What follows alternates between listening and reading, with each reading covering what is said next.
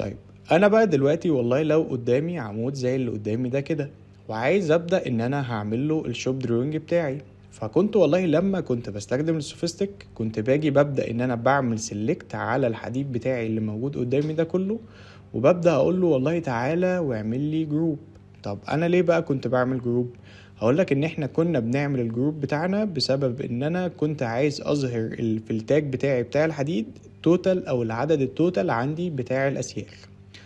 طيب هندسة انا دلوقتي بقولك عايز اشتغل من غير سوفيستيك، طيب هحل مشكلة زي دي ازاي؟ هقولك والله ان الريفت برضو جه وضاف لنا فيتشر كويسة جدا ومهمة موجودة معانا من اول ريفت 23. طب ايه الفيتشر دي؟ هقولك ان هو بدأ يظبط لي التاج بتاعي ان انا اقدر اعمل سيلكت على اكتر من يبرست، وان هو يبدأ يقرا لي العدد التوتال بتاعي. فبالتالي لما خلاص ان التاج بتاعي بقى مظبوط فانا ما عدتش محتاج اعمل لهم جروب. طب حد هيجي يقول لي طب انا مش فاهم الكلام اللي انت بتقوله ده. هقول لك طب والله ما تيجي نشوف. لو انا جيت من هنا قلت له تي جي بحيث ان انا ابدا اعمل التاج بتاعي، هلاقي ان الريفت هنا في الهوست ضاف لي اوبشن او فيتشر جديده اسمها اد او ريموف للهوست. طيب خلونا نشوف الفيتشر دي شغاله ازاي. هقول لك والله ان انا لو جيت عملت سيلكت دلوقتي على ريبارسيت دي هلاقي ان هو عمل لي التاج بتاعي عادي جدا بدون اي مشاكل. طيب لو انا جيت عملت سيلكت على التاج، انا دلوقتي عايز اختار كل الاسياخ اللي موجوده قدامي. فهقول لك والله اول لما تعمل سيلكت على التاج هتلاقي الاوبشن اللي انا بقول لك عليه اللي هو بتاع اد او ريموف هوست، وهبدا اختار كل الاسياخ بتاعي اللي انا عايز اعمل لها التاج بتاعي اللي هي الاسياخ الفيرتيكال بتاعه العمود بتاعي. فهدوس بس من هنا كنترول وهبدا ان انا اعمل بس السيلكت بتاعي على كل الاسياخ كده، بحيث ان هو يسمع معايا كل الكلام ده في التاج. وهقول له والله من هنا سكيب. هتلاقي التاج بتاعنا بقى ظاهر معانا بالشكل اللي قدامي ده. طيب حد هيجي يقول لي طب ما التاج اللي قدامي ده والله مش مظبوط. هقول لك كل اللي احنا هنعمله ان احنا هنبدأ نعمل edit للفاميلي، وهبدأ اعدلها بحيث انها تقرا معايا عدد الاسياخ. فهقول له تعالى من هنا اعمل لي edit family. هنبدأ بس نوسع الدنيا هنا كده شوية بحيث ان كل حاجة تبقى باينة معايا. هتلاقي والله ان انا التاج اللي كنت بستخدمها في العمود ان انا ببدأ اقول له والله العدد بتاعي كام والقطر، فهي كان التاج اللي موجودة عندي دي. فاقول له تعالى امسك لي دي واعمل لي بس من هنا edit label.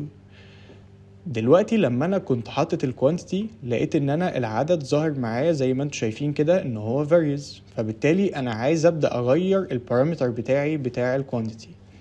فهاجي من هنا هدوس edit label وهقول له والله تعالى شيل لي من هنا الكوانتيتي. طب هندسة هو انا دلوقتي لما شلت الكوانتيتي هقراها ازاي؟ هقول لك والله كل اللي هنعمله هنيجي بس من هنا تعالى هنقول له تعالى هات لي المالتي ليدر تاج، واقول له والله هات لي الهوست كاونت، وهنطلعه فوق مكان الكوانتيتي.